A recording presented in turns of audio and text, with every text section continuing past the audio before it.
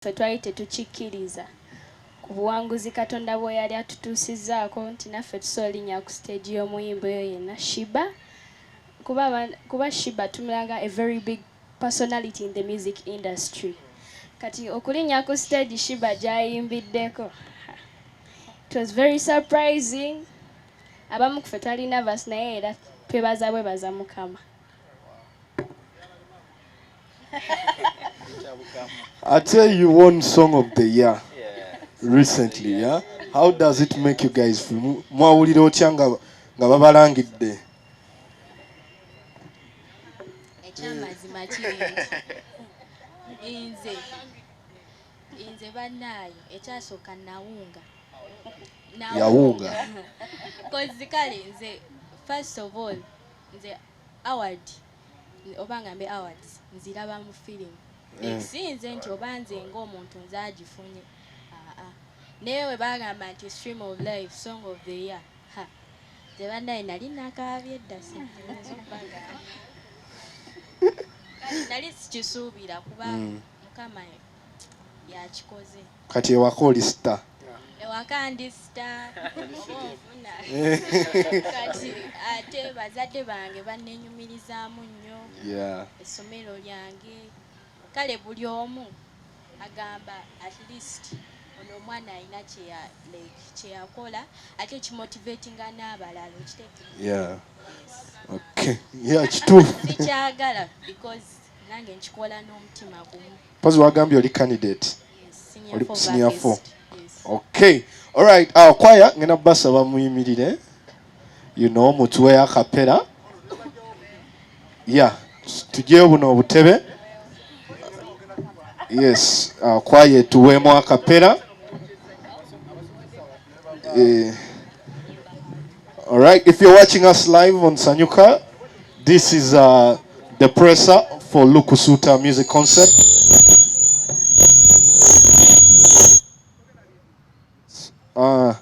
And we are happy also as NBS Plus to be part of it. NBS Plus is the youngest youth platform. We are on Afro Mobile. You can download the Afro Mobile app to access NBS Plus.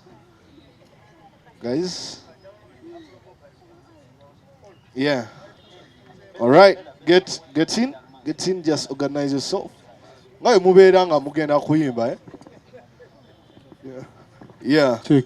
Maso. All right. The microphones are yours, guys. You can hold them. This is part of the Mr. Isaac told you.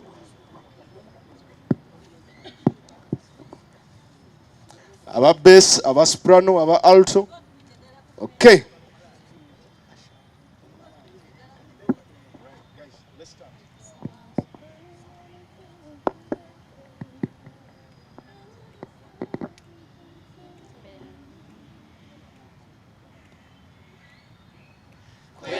Makubo gogadde webale sala zotazemu nebesabe notabimpa ondaze ntigwe Katonda nkwebaza bulumi mwompisa webale kuba tebumazeewo n'abandese ne bagenda zemmanyi olina ensonga Suta, onda zentigwe Katonda ekitiibwa kikugwana webala makubo gogadde zemmanyi olina ensonga Suta, zentigwe Katonda ekitiibwa kikugwana luno luyimba lukugwana makubo gogadde zemmanyi olina ensonga Doza mu magezi gange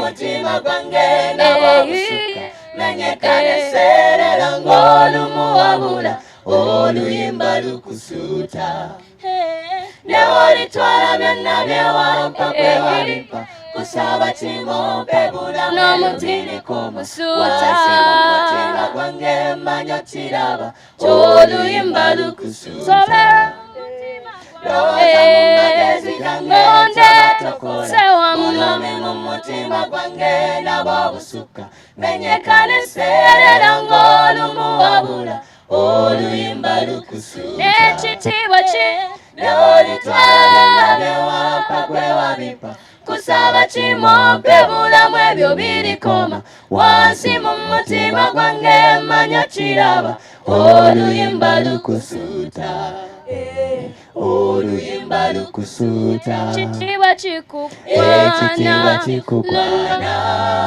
kusuuta kugadde zemmanya olina ensonga oluyimba lukusuuta ekitiibwa kikukwana kikukwana webalama kuba kugadde zemmanya olina ensonga. All right, thank you so much. More of these will be happening on the 15th of December at Kampala.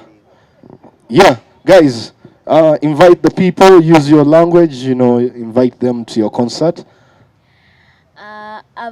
Abawagizi baffe abalungi tusaba mujje mwenna ku Sheraton Gardens nga 15 mubeerewo mwenna bambi mutuwagire tweraga omukwano nga naffe gutulaze. Yes, mubeereyo mwenna. Okay, thank you so much. Gentlemen, let's hear your voice. All right. Come, Django eno mas. Yeah. Yeah, it's on.